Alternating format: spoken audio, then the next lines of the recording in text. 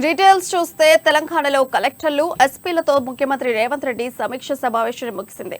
కాగా ఈ సమావేశంలో భాగంగా సీఎం రేవంత్ కీలక ఆదేశాలు జారీ చేశారు. ప్రభుత్వం చాలా ఓపెన్ మైండ్ తో ఉంది. అధికారులు ఇచ్చే సలహాలు సూచనలు కూడా ప్రభుత్వం తీసుకుంటుంది. అలాగే ప్రతి ఒక్కరూ పని చేయాల్సిందే. ఎవరికైనా ఇబ్బందులు ఉంటే వెంటనే తప్పుకోవచ్చు. పని విషయంలో ఊరుకునేదే లేదని హెచ్చరించారు.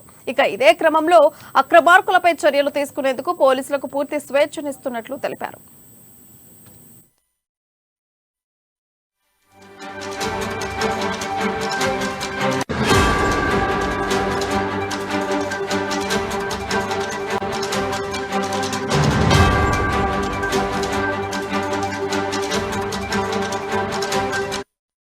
అయితే సమీక్ష సందర్భంగా సీఎం రేవంత్ మాట్లాడుతూ 6 గ్యారంటీలు అమలు కావాలంటే ప్రజాప్రతినిధులు అధికారులు జోడెద్దులుగా పనిచేయాలి.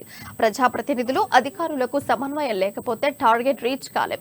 సచివాలయంలో ఏ నిర్ణయం తీసుకున్నా క్షేత్రస్థాయిలో అమలు చేసే బాధ్యత ప్రజాప్రతినిధులు కలెక్టర్లదే. ప్రజాపాలన పేరుతో గ్రామసభను నిర్వహించి లబ్ధిదారుల ఎంపిక చేయాలి. నిస్సహాయులకు సహాయం అందేలా అధికారులు చర్యలు తీసుకోవాలి. అభివృద్ధి అంటే అద్దాల మేడలు రంగుల గోడలు కాదు. చివరి వరుసలో ఉన్న పేదవాడికి సంక్షేమం అందించే బాధ్యత అధికారులదే. గ్రామసభలో ప్రభుత్వ సందేశాన్ని ప్రజలకు అర్థమయ్యేలాగా వినిపించాలి. అర్హులైన ప్రతి ఒక్కరికి సంక్షేమం అందించడమే మా లక్ష్యం.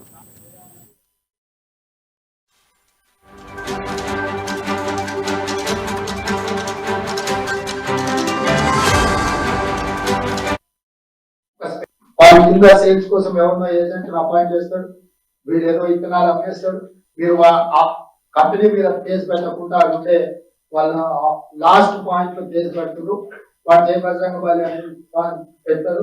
ఈ అనేసి వెంకటేశ్వర అని పేరు మార్చేస్తారు. లైసెన్స్ తప్పు పేరు తీసుకోవాలి. అంతకుముందు అన్న పేరు మీద ఉంటే మీరు నోటీస్ ఇవ్వగానే ఫ్యామిలీలో ఇంకొక మెంబర్ మీద తీసుకొని సింపుల్ గా దాని బోర్డు తిప్పేసి నడుస్తుంది.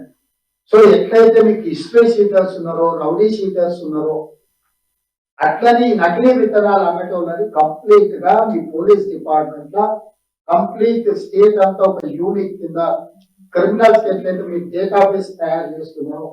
ఈ నకిలీ విత్తనాల మీద ఉప్పు పాదంతో అంచవేయాల్సిన అవసరం ఉన్నది. కంపెనీ ఓనర్స్ ని మీరు లయబుల్ చేసినప్పుడు ఈ నిర్ణయాలు అదేవిధంగా ఇప్పుడు ఈ సోషల్ మీడియాలో కూడా చాలా సర్క్యులేట్ చేస్తుంటారు. అంటే మతాల మధ్యలో కులాల మధ్యలో వైషమ్యాలు పెట్టబోతారు.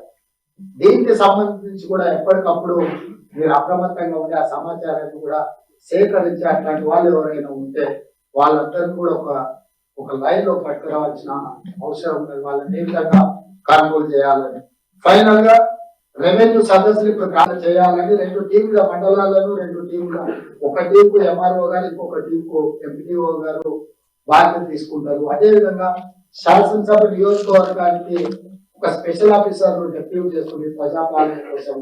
119 శాసనసభ నియోజకవర్గాలకు 119 మంది స్పెషల్ ఆఫీసర్లు అక్కడ వచ్చి కూర్చుంటారు.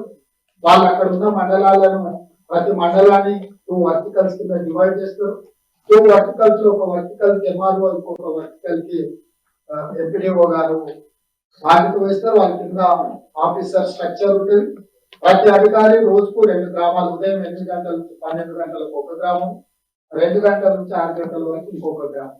ఈ అప్లికేషన్ తీసుకోవడం ఇవన్నీ చేయడం పోలీస్ డిపార్ట్మెంట్ అండ్ ఈ స్పెషల్ ఆఫీసర్ లోకల్ కోఆర్డినేషన్ చేసుకొని ఏ గ్రామంలో గ్రామ సభ జరగబోతుందో ముందే అక్కడికి వెళ్ళి మహిళలకు సపరేట్ గా లైన్ ఇవ్వండి. అందరిని కలిపి గుమిగూడి దాన్ని ఇబ్బంది జరగకుండా మహిళలకు ప్రత్యేకమైన కౌంటర్లు పెట్టించండి. మిగతా వాళ్ళని కూడా స్ట్రీమ్ లైన్ చేసి ఫస్ట్ కమ్ ఫస్ట్ లాగా లైన్ లో పెట్టించి అధికారులు కూడా అందరు ఉండి మేము ఒక నోట్ చీఫ్ సెక్రటరీ గారు ఇక్కడ నుంచి మీరు పూజ చేస్తారు. ఓపెనింగ్ రిమార్క్స్ అక్కడికి వెళ్ళిన అధికారి చదివి వినిపించాలి. పర్పస్ ఏంటి, ప్రభుత్వం యొక్క ఉద్దేశం ఏంటి, ప్రభుత్వం ఏ లక్ష్యంతో ఈ వివరాలన్నింటినీ సేకరిస్తుంది, ఏ రకంగా వీటిని అమలు చేయబోతున్నామో ఒక నోట్ పంపిస్తాం. మీరు గ్రామ సభ మొదలు పెట్టే ముందు ప్రభుత్వం యొక్క సందేశాన్ని చదివి ప్రజలకు వినిపించాలి. వినిపించిన తర్వాత కార్యక్రమాన్ని చేపట్టాలి. ఈ కార్యక్రమం చేపట్టేటప్పుడు అధికారులు బాధ్యతాయుతంగా ఉండాలి. కొంతమంది చదువుకోవడం వస్తారు. అక్కడ ఏమైనా ఊర్లో చదువుకున్న వాళ్ళు